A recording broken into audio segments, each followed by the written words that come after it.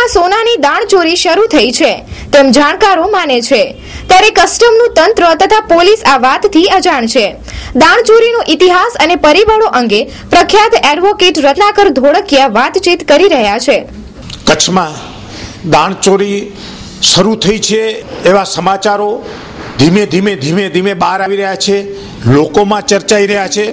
કચ્છમાં ભૂતકાળમાં નજર કરીએ તો દાણચોરી એટલી બધી વ્યાપક હતી, કુલદીપ શર્મા નામના જે ડીએસપીએ આખા દાણચોરીની એક પકડ ઢીલી કરી નાખી। ત્યારબાદ દાણચોરી ધીમે ધીમે કચ્છમાં અને આંતરરાષ્ટ્રીય જે ભાવો હતા એને કારણે દાણચોરી ધીમે ધીમે ભૂતકાળ બની ગઈ। પરંતુ ફરી સોનાના ભાવમાં અનબેલેન્સ થતા ભારત અને વિદેશમાં સોનાના ભાવમાં મોટો ફરક આવતા એમ કહેવાય છે કે કચ્છમાં દાણચોરી ફરી સક્રિય દાણચોરી શરૂ થઈ છે અને દાણચોરો ફરી સક્રિય થયા છે। તો આપણી પાસે એક જે દાણચોરો માટેના કસ્ટમ તરફથી જે કેસો લડતા કસ્ટમ વિભાગ તરફથી તેવા રત્નાકરભાઈ ધોળકિયા પીઠ વકીલ આપણી સમક્ષ હાજર છે। તેઓ પોતાનું નિરીક્ષણ કહે છે। કચ્છનો વિસ્તાર દેશના સરહદી વિસ્તારની રીતે બહુ મહત્વનો છે। દરિયાઈ તેમજ જમીન આ બંને રીતે કચ્છનો જિલ્લો અને એનો જે વિસ્તાર છે એ ઘણો સરહદી અને સેન્સિટિવ વિસ્તાર કહી શકાય। એના બે કારણો છે, એક તો દરિયાઈ રસ્તો પાકિસ્તાનને અડીને આવ્યો છે અને વિશાળ છે, આ ઉપરાંત જિલ્લાનો વિસ્તાર પણ બહુ વધારે છે। વિશેષમાં કચ્છનું રણ એ પાકિસ્તાનને અડીને આવેલું છે, એટલે કચ્છમાં ઘૂસણખોરી અને દાણચોરી બે રીતે થાય છે, એક દરિયાઈ માર્ગે અને બીજું રણ રસ્તે।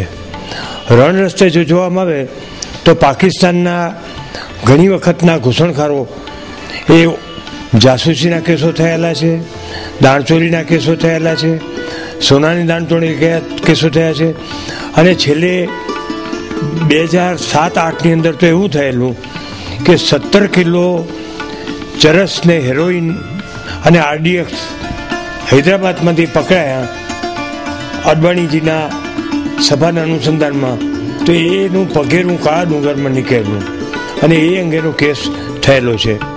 કાળા ડુંગરમાંથી ભૂતકાળમાં અનેક વખત માલ મળ્યો છે। 1999ની અંદર જખૌ અને દરિયા કિનારેથી 24 કિલો આરડીએક્સ આવેલો, 572 લાઈવ કાર્ટિસીસ આવેલા, આ ઉપરાંત પાકિસ્તાની ઘૂસણખોરો આવેલા।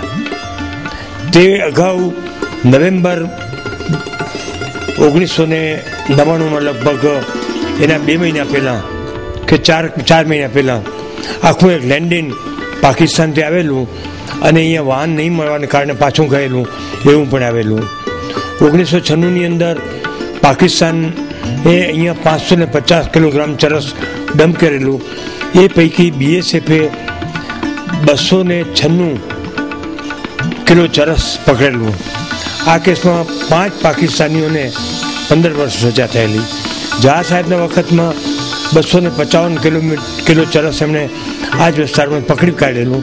ટેકનિકલ ગ્રાઉન્ડ ઉપર એ કેસ સાબિત પોલીસ ડિપાર્ટમેન્ટ કરી શકેલું ન હતું। જો દાણચોરીની બાબતમાં કહેવામાં આવે તો 1980, 81, 82, 83 આમ સતત કચ્છમાં દાણચોરી રહેલી છે, અને જે મેક્સિમમ પીરિયડ જે હતો એની અંદર 1985માં જ્યારે સત્યેન્દ્રજીત સિંહ અહીંયા કમિશનર આસિસ્ટન્ટ કમિશનર તરીકે નવા નિમાઈ આવેલા, તે વખતે બી સંકલન કરી અને ફોરેન કોન્સ્યુલેટમાં એ ત્યાં દુબઈમાં હતા, એમની ઇન્ફોર્મેશનને આધારે નવેમ્બરથી કરી અને ફેબ્રુઆરી 85 સુધીમાં 5 થી 6 વેસલ્સ કે જેણે માંડવી બંદરે આયાત થયેલા હતા એમાં માલની અંદર ચોરી છુપીના ખાનામાં એ જુદા જુદા માણસો અને જુદી જુદી સોનાની લગડીઓ, બિસ્કીટો લઈ આવી અને એ સ્પેસિફિક ઇન્ફોર્મેશન હતી। પછી આઇસોલેટેડ જે આની જગ્યા છે આપણા માંડવી બંદર પાસેના સરકારી ગેસ્ટ હાઉસની, સર્કિટ હાઉસની, એના પાસેના ધૂળના વિસ્તારની અંદર એક બિનવારસુ માલ મળેલો અને એની અંદર પણ કસ્ટમ ડિપાર્ટમેન્ટ આ કેસ મેં ચલાવેલો, એ કેસ સાબિત થયેલા. 2001ની સાલની આસપાસની અંદર જ્યારે ચૂંટણી હતી તે વખતે પાકિસ્તાનની આખી ગેમ કાસ્ટ 7500 સોનાના બિસ્કિટ એટલે 75,000 તોલા સોનું, આજની કિંમતમાં તો કરોડ રૂપિયાની કિંમત થાય, એ કોસ્ટગાર્ડની મદદથી કચ્છમાંથી જખૌમાંથી ઇન્ટરસેપ્ટ કરવામાં આવેલું. એ વેસલ પાકિસ્તાની સરડે નહોતું થતું, એને કારણે કોસ્ટગાર્ડે એના ઉપર બુલેટ હુમલો કર્યો અને તે પછી સરડે આવ્યા. એમાં પણ 7 પાકિસ્તાની હતા. મુંબઈમાં ઇન્વેસ્ટિગેશન થયેલું. માલ અમુક માણસો પાકિસ્તાનમાં બુલેટના હતા, એને કારણે પોરબંદરની સારવાર થયેલા અને કચ્છમાં ઝડપાયેલું. એટલે કચ્છના જ્યુરિસ્ડિક્શન હોવાથી ભુજની અંદર અમે કેસ ચલાવેલો. એ કેસની અંદર 11 જણાને 7 વર્ષની સજા થયેલી. આ રીતે કચ્છનો જે વિસ્તાર છે છેલ્લે થોડાક વખત પહેલાં 150 બિસ્કિટ મુન્દ્રામાંથી પકડેલા અને એમાં પણ જામનગરની ગેંગ હતી. એટલે સોનાના ભાવમાં, આંતરરાષ્ટ્રીય ભાવમાં જ્યારે હોય છે ત્યારે દાણચોરીથી સોનું લઈ આવવું વધારે અનુકૂળ રહે છે, એવો સામાન્ય દાણચોરોનો અનુભવ છે. અને અત્યારે કચ્છની જે પરિસ્થિતિ છે એના પ્રમાણે જે કચ્છનો જે કસ્ટમનો સ્ટાફ છે એ સ્ટાફ તદ્દન ઓછો છે. ભુજમાં સેન્કશનની જગ્યાએ કદાચ 2 કે 3 જ ઇન્સ્પેક્ટર છે અને 2 કે 3 સુપ્રિન્ટેન્ડર છે. પૂરતા વાહનના ડ્રાઈવરો નથી અને એને કારણે જે પેટ્રોલિંગ છે એ લગભગ બંધ જ થઈ ગયું છે. તેવી જ રીતે પોલીસ ડિપાર્ટમેન્ટ છે, પોલીસ ડિપાર્ટમેન્ટ પણ સુસુપ્ત જ છે એમ કહીએ તો ચાલે. કારણ કે ખરેખર પોલીસ અને કસ્ટમ, DRI, IB આ બધા જે ડિપાર્ટમેન્ટના માણસો જ બધા જે છે એ જો સંકલન રહે અને સંકલનમાં રહ્યા પછી એકબીજાના જે સોર્સિસ છે એ સોર્સિસને વિશ્વાસમાં લઈ માહિતી એકત્રિત કરી અને જો સંકલનમાં જો કામ કરતા હોય તો કેસો સાબિત પણ થાય અને ગુના પણ વધારે બને. મારો ખ્યાલ છે કે જહાજ સાહેબના વખતમાં પોલીસ અને કસ્ટમની વચ્ચે સંકલન નહોતું, એને કારણે એબલા સેટના જે કેસો છે એ બધા કેસોમાં પોલીસે પકડેલા અને કસ્ટમની પાછળથી મદદ મળેલી. પરંતુ આ હકીકત સંકલનના અભાવની સંજય શ્રીવાસ્તવ જ્યારે કચ્છમાં DSP તરીકે આવ્યા અને કચ્છના DSP તરીકે એસિસ્ટન્ટ કલેક્ટર તરીકે, કમિશનર પોલીસ તરીકે અનિલ પ્રથમ હતા, ત્યારે એમણે માહિતી લઈ અને 2 કેસ કસ્ટમના, ત્યાં એક રામદેવ પીર અને બીજો ત્યાં ભચાઉની પોસ્ટ પાઠેલો કે ભડારાનો, એ બસ કે જેમાં જાકબ બાબાની આખી ગેંગ આખી સંડોવાયેલી હતી, એના 6 કરોડના કેસ 2 પકડેલા. અને એમાં જ્યારે ઇન્ફોર્મેશન મળી ત્યારે તરત જ પોલીસ ડિપાર્ટમેન્ટે જે તે સમયના સુપ્રિન્ટેન્ડન્ટ ઓફ કસ્ટમ અને આસિસ્ટન્ટ કલેક્ટરનો સંપર્ક સાધી અને તાત્કાલિક એમણે સંયુક્ત ઓપરેશન કર્યા. એ સંયુક્ત ઓપરેશનને કારણે જે માંડવીના ભાડરા, લીફરી એ બધા જે દરિયા કિનારેથી મળ્યો તો માલ, એની અંદર અને એ બંને કેસની અંદર મહત્તમ સજા કરાવી શકાયેલી. ટૂંકમાં કહેવાનું એ છે કે જુદી જુદી જે એજન્સીઓ છે એ એજન્સીઓ એકબીજાના વિશ્વાસમાં રહી અને અલગ અલગ પોતે કામ ન કરતા જ્યારે જોઈન્ટ ઓપરેશન કરે ત્યારે દેશના હિતની અંદર કામગીરી વધારે સારી રીતે થઈ શકે. અત્યારે કસ્ટમ ડિપાર્ટમેન્ટનું કામ જોવામાં આવે તો ખરેખર મુંબઈ, કલકત્તા, અમદાવાદ એ જુદા જુદા કેન્દ્રોમાં આપણે રિપોર્ટ સાંભળીએ છીએ કે અવારનવાર પ્રવાસી પાસેથી ગેંગમાંથી એના જુદા જુદા બિસ્કીટો મળે છે. એનું કારણ છે કે અત્યારે સોનાની ડ્યુટી વધતી જાય છે અને આંતરરાષ્ટ્રીય તફાવત છે એ તફાવત વધતો જાય છે. એને કારણે સોનાની દાણચોરીને પ્રોત્સાહન મળી છે. ભૂતકાળના અનુભવને આધારે એવું કહી શકાય કે આ જે ટ્રેન્ડ છે એ ટ્રેન્ડને પરિણામે કચ્છનો દરિયો અને કચ્છની જે રણપટ્ટી છે એ રણપટ્ટી ફરી પાછી સક્રિય થાય અથવા થઈ હોય એવી પણ શક્યતા ઇનકારી શકાય નહીં.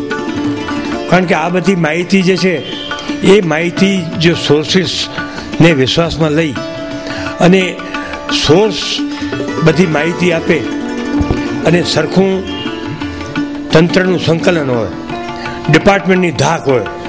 આજે ખરેખર એસ.જે. સિંહ, તે પછી અતુલ ગુપ્તા, ત્યારબાદ જયરામન સાહેબ, ભૂતકાળની અંદર કમિશનર આસિસ્ટન્ટ કમિશનર તરીકે ભટનાગર હતા, મુખોપાધ્યાય સાહેબ હતા. એ બધા જે ઓફિસરો છે એ ઓફિસરોની જે લોકો ઉપર અને જે સોર્સિસ છે એના ઉપર એટલો બધો વિશ્વાસ હતો કે પોતે માહિતી કઢાવી શકતા. આજે તંત્ર ઉપર જ ભરોસો નથી રહ્યો. ઘણી વખત જે તંત્રને માહિતગાર કરવામાં આવે તો તંત્ર જ ફૂટેલું હોય અને રેડ આખી ફેલ જાય તો નકામું થાય.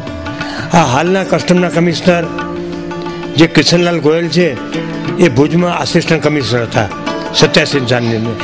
એમણે 3-4 કેસો પકડેલા અને એમણે માંડવીની અંદર, તે પછી લીફરીમાંથી, ત્યારબાદ મુન્દ્રામાંથી એ બધા 3-4 જે કેસો કરેલા તે વખતે બહુ સારી રીતે કરેલા.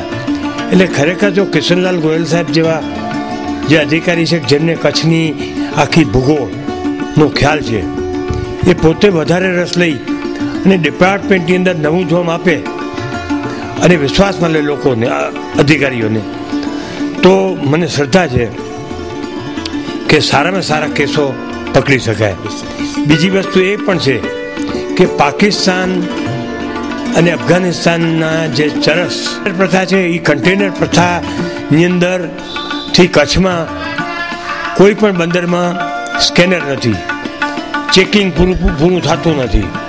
અને ગવર્મેન્ટનો આખો હેતુ જ એવો છે કે જે તોમત આ બિલ ઓફ એન્ટ્રી રજૂ થાય એટલે એના ઉપર વિશ્વાસ રાખીને કામ કરવાનું. રેન્ડમ ચેકિંગ જો થાય તો રેન્ડમ ચેકિંગના પરિણામે પણ ઘણી વખત આમાંથી માત મળી શકે. પણ મુખ્ય વાત છે કે આટલું જ્યારે બંદરનો મોટો કારોબાર હોય ત્યારે એક કન્ટેનર તો ચેક કરવા શક્ય જ નથી. પરંતુ એ શક્ય તો જ થાય કે authority of the department random check કરતું હોય અને ચેક કર્યા પછી જો એમાંથી મુદ્દામાલ દાણચોર નીકળશે તો જવા નહીં દે. એ પ્રકારની જે ધાક હોય, વહીવટી ધાક, આજે તંત્ર પૈસાથી ખરીદી શકાય છે અને પૈસાથી ગમે તેવો અધિકારી છે એ ખીચામાં રાખીને ફરી શકાય એ રીતની આજે એક લોકોમાં છાપ છે. અને આવી છાપ તંત્ર જ્યાં સુધી દૂર કરી ન શકે અને પોતે પ્રમાણિક અને નિષ્ઠાવાન છે એ રીતનું જ્યાં સુધી કરી ન શકે ત્યાં સુધી આ બધા જે પ્રયત્નો છે એ બધા પ્રયત્નો ન થઈ શકે. દુઃખની વાત એ છે કે જામનગર કસ્ટમ DRI તરફથી અહીંયાથી એક નાર્કોટિક્સને માટેનું એક મહત્વનું કેટેમાઇન કે એ પ્રકારનું એક ડ્રગ પકડેલું હતું.